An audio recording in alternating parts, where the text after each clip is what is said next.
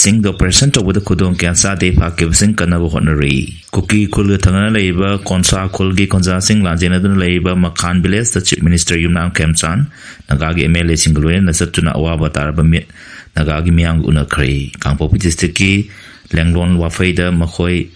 Taragani Pan Pazal Rabatung the Nupi and Sing trying to Tato Ragan Nupataro, Huzik Poverty, Bukadan Labor. Awaba ng labi mong manunggi musing adu Chief Minister Yumnam Kemchang unadana wari sanaki tiba khangdana leiba makoi taruki imong manunggi musing na Chief Minister da rescue to binaba kaya khana haijaki kongset adada Deputy Chief Minister Losi Dingko MLA awongwen ni mai Lisho Kaising Jalemlung Pamai Ram Muiba Ke Jumoso Kasim Baksum amasung Haikam Dingko saruk yaki pamising hangwang amagi pakum pira Chief Minister Hai Security force in the parks and a singi super among the operation Tobaga, Tapak Kilam the operation Tobaga Kanabayamale, Singi, a super from overseeing the operation Tawada Khudong Chade Camerum, Mayone. Lengan Angam attack the Honadana, Tiba Kangana Labor, Mahoitaru Canada Honari, Nisam Pazan Gibagi, Matang the Miangi Tamoida, Power even now upon a Moklinga Subchana Kangi. Atu matamda Pazan Kraba Muishing Adogi Kongoli and Navamatota, Tabak Toronsing, left on a Pekali, Hotik Power Wina Naga, Taruk Pavas Chenabani Having Chingda Mary Pare. Konsa Kolgi Simol, Sawangli Kova, Amana Pomishing the High, Makan Kolda Konsa Kolgi Muishing Kaya, Lanjena the Lady, Mankra Muitaruki, Monongi Muishing, the Chief Minister Unadana, Pazalaga, Tamlibasing, Convenient of Hijaki, Amasung. Mioiba, Kunagi Mayota Tabak Toriba Cookie, terrorising a Sigimatak, the Logo over Tabak, look at Bio Hain Tuxan Keys, Chief Minister Namakan Baptist Serster, Hang Liber Relief Came the Labor, Konsa Kulgi Naganopi, Madi announcing Unaki, IDP Sing and Tinariba Khudong Chade, Kalata Oiba Sukona with them Pandam, the Chief Minister Na, no Mutangai for the Basang the Viadra Polam Sing and Toki. Hoji relief came under the Mui Contra Manga Lady, Chief Minister Na Biles Community, Holgi Pung in Sinkibolena, Local Authority, Amadi Kulgi, Lusing Musing Wari, Shanadana, Matok Tarkon, the IDP Sing, Ganabagi Matang, the Kanarina Key. Manipur Kadar Natrabazu DGP Oinaba Supreme Court ARP Cray, Manipur Kadar Ginataba IPS Officer Amabu State Asegi, DGP Oinabagi Matang, the Supreme Court ARP Cray, Chief Justice Surikan Justice Zaimala Bakati Amadi Justice Bipun M Panchiligi Bench Nahira Musigi Matang the Order Amapiki DGP Rajiv Singha Tabuktagi Potakra Matung the Manipurgi DGP Oinanaba Manipur Kadargi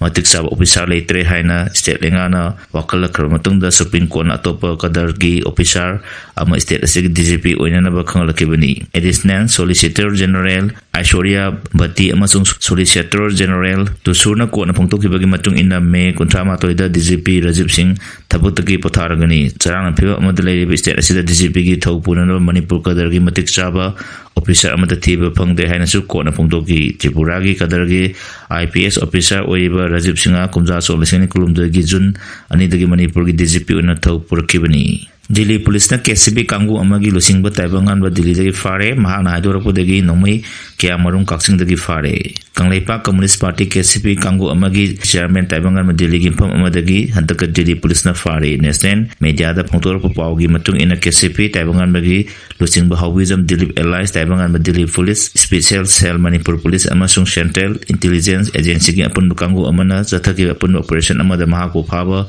Ngkibani Hairi Security Official Singna Pungtorapu Matung ina Mahak National Capital Militant Netboxing dagi arona meeting ama yauna na bulakibani Mahak Delhi Yorole haiba paw phongudagi yamna kupna thejin humjun na matung da Mahak na leiba mafam adu khangbangam ki tongan ba criminal case kya da mayok na riba taibangan ba unlawful activities amasung atopa charge kya marum mayok na ri toksom Tony Kabumi ama kumza solution ga trai panda hat ki bagi thaduk da Mahak chenei masta junatana miyam dagi nam hadana sel khaiba kian khambana singba kya du senei Mahapu Hang Pong Chatabada Kaksing District from Amada Yalo Kusukulai Sing Amasung Militation Tabak Torum the Shenaba Masang Matung Camerum Losandana Tamle have a Kambangum Key Mapumada operation Chatabada AK 56 rifle Kara Insas rifle Kara Sap landing rifles Kara M4 rifle Kara light machine gun Kara Supapangamle Masiki Sumata the security personnel high explosive bomb Yankai Matoi Pera bomb Ani detonator Kutaramatoi Amasung let hot cells in Pangbongi. Panama Sigi Mataka Tonga Kalgi Kappa Yarivan Maru Lissing Ani Ahang magazine, Baxing tarpaulin setting, Geo, Airtel SIM card battery taraga hundoi mobile phone ama recover to ngomki mangonda gi phari ba kuzukulai sing adu hojik Manipur da tholiba irang se chene haiba police na moral siri Panbaya bodi kangleba Communist Party amasung Manipur the best of tongan ba laruluk kamarum anti logi makha the ban to dana lady bani makhoi nam dana mian gi sel khaba mihan ipun gi thodok kya das jene hairi phajang ki banaga misam taruk thadok tri phawba economic blockade khongjang chathagi gani Lydia tha sige taram de koki terrorist na phajang ki banaga ichin inau taruk thadu haina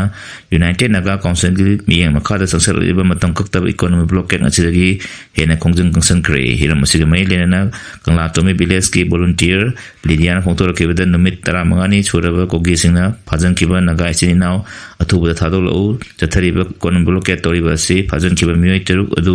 thadoro haina chathabani economic blockade manungda laro etiki polam puba yaroi yung manungi tangai padaba polam khatama natana phajang ki ba miyoi taruk thadok tri phawba matam kakta economic blockade ki khongjang sing ni hairi Manipur gari sam kontra jiri bam dagi Imphal sangkre security gi akan section thorang lena Manipur gari sam kontra ngasi ayuk jiri bam dagi Imphal sangkre hairi ekoi gi jiri bam pawmi gi pawgi matung ina jiri bam dagi Imphal sangkre gari sing adu di LPG tanker taraga mari petrol tanker mapan diesel tanker kulhumdoi cement pubu gari taraga manga tilo gari mari alu pubu gari tara yen macha pubu gari tara truk